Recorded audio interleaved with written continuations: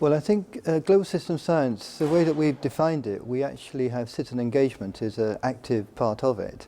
The point being that policy requires citizens to buy in and to participate. How we're going to do that is it is indeed very challenging.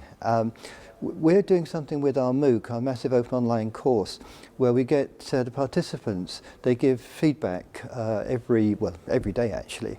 And so what we plan to do actually in the next presentation is to have questions in there to ask our students and our participants, how do they think citizens can engage in policy?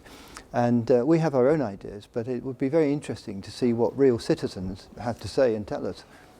We've made two MOOCs. Two MOOCs? So how many students, citizens took part? It's always very hard to say that for the MOOCs we've had 2,000 or 3,000 students will register, but the number who actually finish is very much less, is in the order of hundreds. But nonetheless, we're making contact with a lot of people.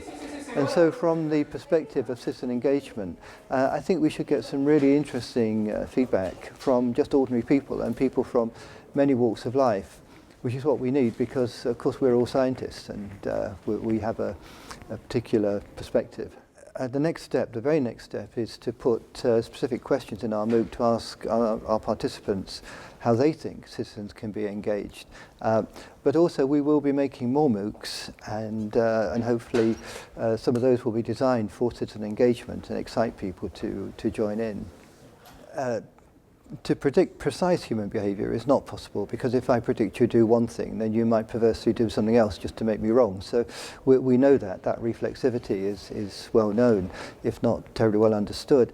So what we can do with science is that we can make the assumptions we make explicit, we can make the calculations we make explicit, and that is what the simulations do. So my own view is that simulation and synthetic populations are indeed a very good way to try to understand how systems might behave.